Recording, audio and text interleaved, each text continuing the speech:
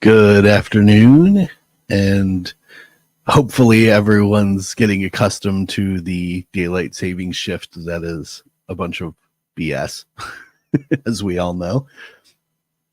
I am Daniel P. Riley of whimsyland.org, and this is The Freelancer. About an hour of creating with me. And today we're going to talk about iteration. It's one of my favorite topics, but also one I didn't expect would be a favorite topic. But we'll get into that after the intro.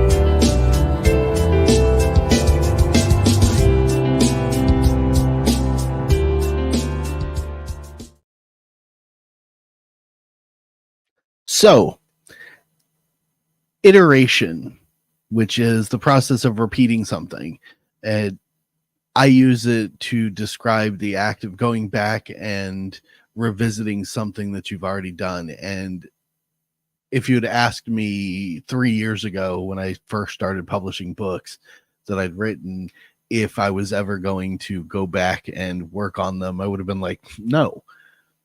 My whole mindset back then, in the early days of building both the business and the production arm of the business, was keep moving forward.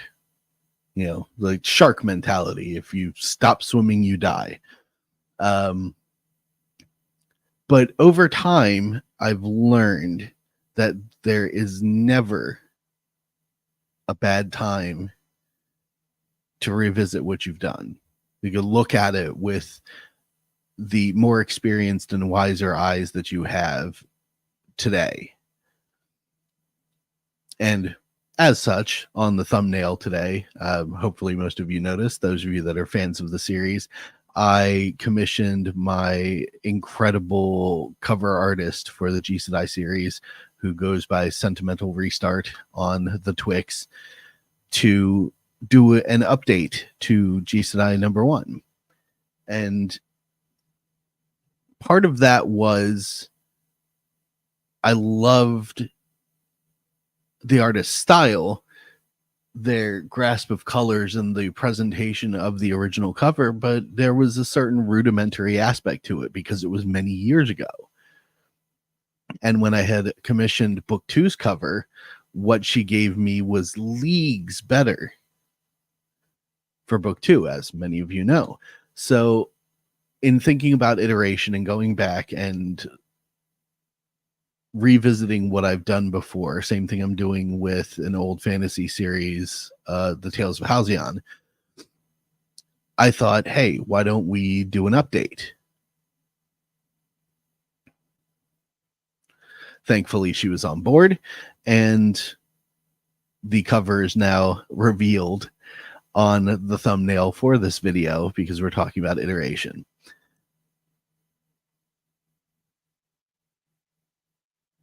As we all know, in the writing journey, the first things that you create are the best you can do at the time. And if you're a successful creator, the things that you're doing a year from your start will be much different. And when I say different, I mean better, hopefully, than what you started creating in the first place. We've talked about it on IAK a couple of times. I've discussed it on interviews. You should always be trying to evolve what you do. That's part of the journey and part of the experience of being a creator and bringing these things to life. So why not look back? Why not check out the things that you created way back in the beginning, reread them, and think, what can I add to this that would make it even better than it was before? Use it as a practice. You don't even have to republish. Some people do. I plan to with the Tales of Halcyon. There was so much more to that story that I wanted to fit in that I couldn't find a way to fit in because I didn't have the skills that I had back then.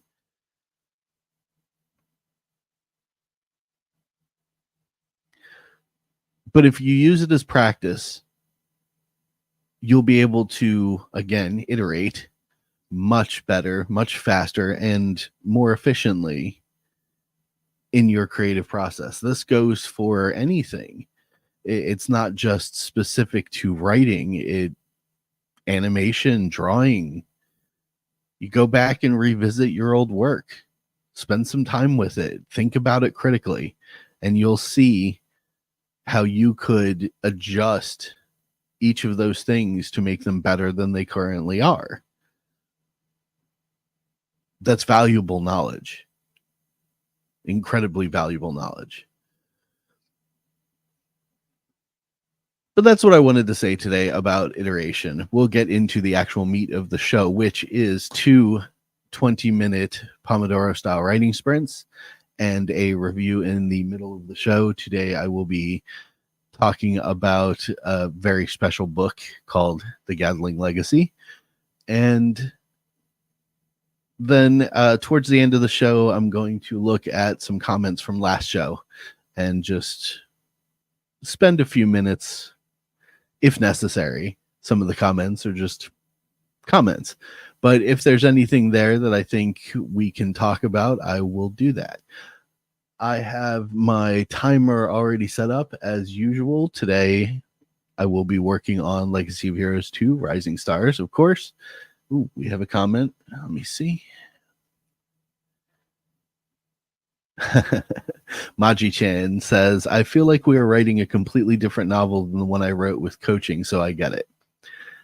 Yes, Maji-chan is one of my clients, and she refers to our sessions as boot camp. And I don't think we're writing a completely different novel. I think we're writing a better narrative to that novel. The story remains the same. What we're adding to it are the depth of my experience and the depth of your understanding of that story. We're putting those two things together and iterating it into something that's more incredible than that first draft. And that's what you always do when you're drafting. You go back, you cut, you trim, you change, you shift things around a little bit as you create new drafts, getting closer and closer to what you want for publishing. And we're doing all of that in our sessions. Everybody else is doing it alone because they're not working with me. Haha, no, I'm just kidding. So let's get set up for our first writing sprint, and then we can have a little bit more fun. I actually do not remember which of my two favorite tracks I put on last week. Yeah, we'll try something new. If it doesn't work, it doesn't work. It's always good to step out of our comfort zone a little bit. So let's see. I think I'm going to go with the acoustic cinematic. We'll see how that goes. It may affect my ability to write. Experimentation for science. So, anyways, 20 minutes on the clock. Get yourselves ready. Shake out your fingers. Prepare yourself to create with me. And here we go. I'm going to mute myself, put the music on, and get started.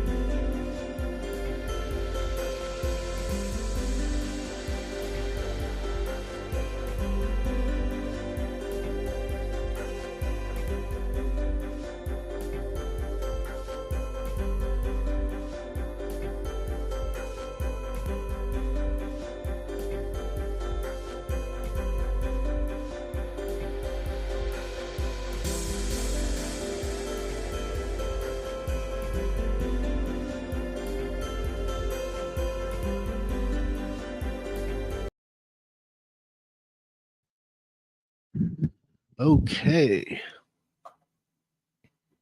That is our first 20-minute Pomodoro writing sprint. Hopefully you got some great work done. I think I did. We have some comments. Look at real quick.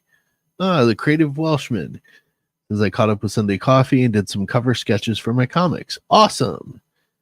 So I hope I can have them ready for the Comic Shop Wednesday streams. That's great, dude. Can't wait. Also, I hate drawing crowds. I can imagine trying to draw a bunch of people all cluttered together. Not sure how my artist even does it. So now that we're done our first writing sprint of the hour, I'm going to take a couple minutes. The hour might pass that hour mark today. I'm thinking about doing a loose format because of this, because who knows how long the review is going to go. I'm going to take a couple of minutes real quick, though, and talk to you guys about the Gadling Legacy. This is the book. It's called Haven's Fall, the Gadling Legacy, Haven's Fall. And it is by Devany Wilson, otherwise known as Mrs. IronAge Media, to those of you who hang out on the IAK streams. On the back, it reads, "The light at the top of the mountain teased a colorful world that Vic would never reach. Others around him lived contently within Haven's stone walls. His brother Merrick never wanted to leave the safety of the only world they'd ever known. The mountain was a gift. But when plans are made to open up the sealed sanctuary, the two brothers are thrust into a situation neither had anticipated. With constant threats from the savage wilderness, towering brutes, and fire-breathing oppressors, the people desperately needed a Gadling to deliver their plea for help. Vic and Merrick must take separate paths to save themselves and their people before it's too late." And that does pretty much tell you what the book is about. It was very interesting to me to read. She takes a lesser known tack, going with the sequestered trope, which is sort of like, I guess, the base premise behind like Fallout, the vault dwellers. But these people were put into these sealed sanctuaries to preserve them from danger. And eventually they became a society that was totally wrapped up in being in that one space. And some of the young folk were, even some of the older folk, reached a point where it was very depressing. There's some points in this book that I think would catch people's interests psychologically. So you have to consider that the only place that they know are like four walls, essentially. Yeah, there are smaller four walls within that four walls that you can call your own, but it's still being stuck in a box, and you exist in that box for generations. And successive generations seemed to get more and more weary with it, while others just went about their lives like it was totally normal. So it created a social conflict that I found really interesting in the first part of the book, but it really takes off when they leave the sanctuary, experiencing a world that's completely alien to them, but is literally the world that they're on. Having to navigate survival skills that they have a basic understanding of, but no real practical application to. Trying to build homes for themselves, structures on the surface with materials that they don't really know how to function with. It's like those what are they called? That series Alone, where they challenge people to go out into the wilderness and exist for a period of time. It was like a sci-fi fantasy version of that once they left the sanctuary for a good portion of the book. And I found that very compelling, trying to understand a whole new ecosystem as someone who's only ever lived in a box and been given the basic things that you need in order to survive. It's very cool stuff. And then the later parts of the book when it gets into some of the socio-political intrigues of dealing with the people who've been living on the surface and their cultures versus how these sanctuary folk were used to dealing with their social structures, the difference between complacent, evolved, we'll call it that with the quotation marks because it parallels that a little bit, and natural primitive societies that have evolved over their own generations. The difference between the two was incredibly stark.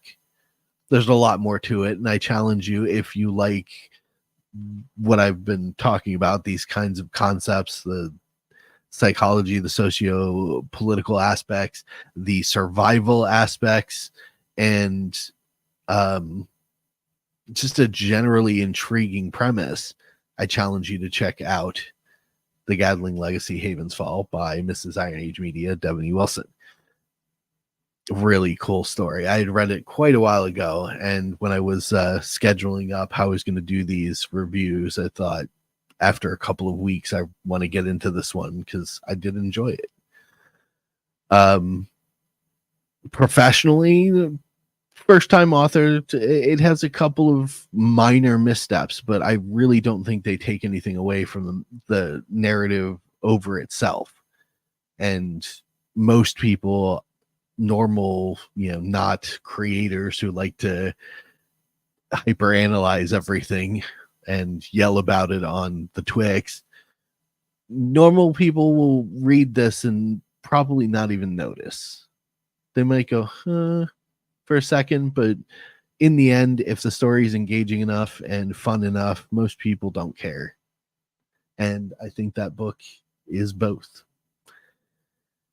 So, now that I have said my piece about the Gadling Legacy Haven's Fall, let's get set up for sprint number 2, unless anybody has any questions, which they can throw at me right this second. But I'd like to get into it because I want to get as much writing done as I possibly can and inspire you to get as much creating done as you possibly can right now. So we have 20 minutes back on the clock. I'm going to pop that acoustic music on because I don't hate it. It's just not as fun as the others. And let's get back to it. Everybody ready?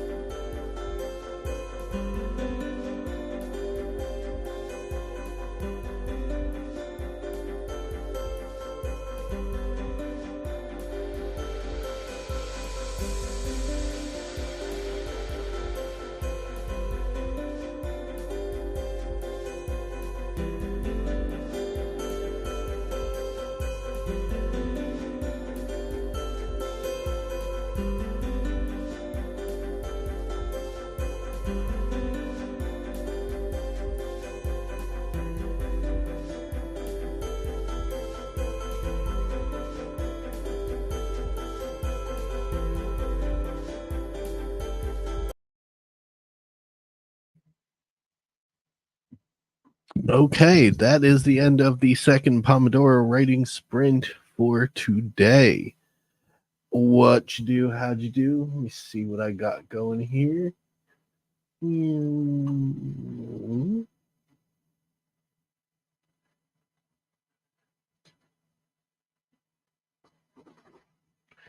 Let's see.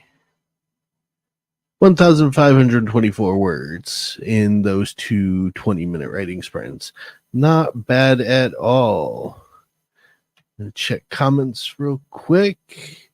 Hello, Jersey. Creative Washman says, currently recovering from dinner. May try and get a video out by tonight. Awesome. Ooh, Jersey's working on RPG / mongrel druid world. That sounds interesting. Before we wrap up today, I said I wanted to take a look at some comments from last episode. I've got pulled up, or had pulled up. Let me pull them up again.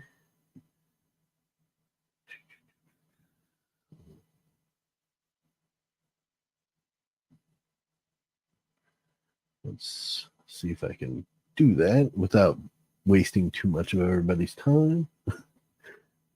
For I am stupid. Here we go. Videos. Number 8. Silence Mortal. All right, from last episode when we were reviewing the ISOM books and talking about introverts and extroverts, Tianda 1969 said, as for the first two ISOM books, I love the first, for all I wanted out of it was an introduction to the world and universe that is to come. Take note, creators. That's what everybody's looking for from your first comic book or the first chapter of your story or whatever. They want a reason to come play in your world. The second book to me was like stepping through the door and beginning my immersive experience to the universe that is unfolding. I like how the art and stories flowing the further into the worlds that are coming. Good. Yeah. Also, very, very good information for new creators or even old.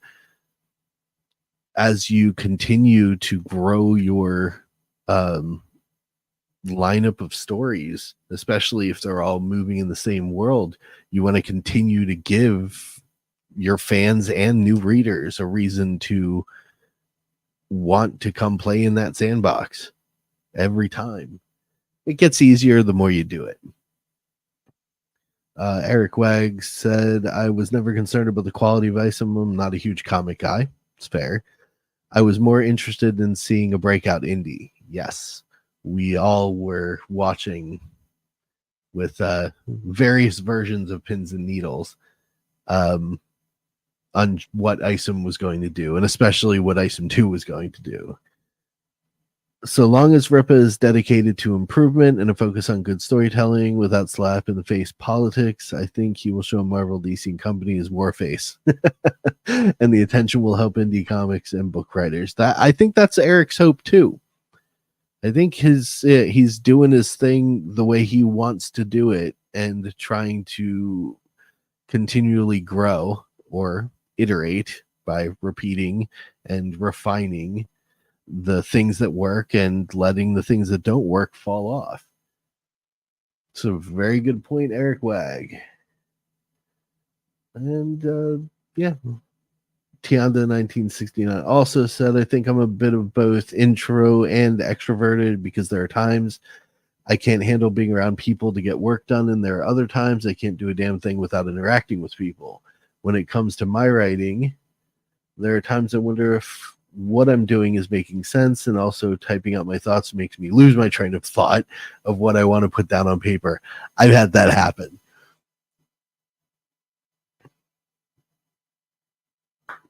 Yeah, the interesting thing about introverted and extroverted qualities, some people have them in extremes, some people have them in uh, smaller capacities, and they affect us differently based on what we've been dealing with. I can go and 3-4 days by myself doing my thing, just creating stuff, and want to grab hold of the first person that looks at me and go, let me tell you about my things. I can also just enjoy those 4 days of being by myself and not care about anybody knowing about what I'm doing. So it's really, that's why I said introverts and extroverts are not, it's not a psychological disorder thing. It's not a mentality. It's just, it's more personal, emotional framework. Some people are just built to enjoy what they do themselves, and other people are built to enjoy doing things with other people. It's not, I don't think there's anything really that deep to it, but we'll not go too far into that anymore because it is after 4 o'clock. And I said I wanted to try and keep the stream as close to 1 hour so we can be as productive as possible and not waste your day. So that being said, I am Daniel P. Riley of whimsyland.org, literary coaching and services. I have created the G Sedai novels. The new cover reveal for G Sedai 1 is in the thumbnail. And I have a comic adaptation, the first issue on both Global Comics now and in the storefront on Fund My Comic. And that's really all I've got. I hope everybody got some work done, get some work done when they watch the stream later, when in the recorded section of YouTube. And I will see you guys next week. As always, keep creating.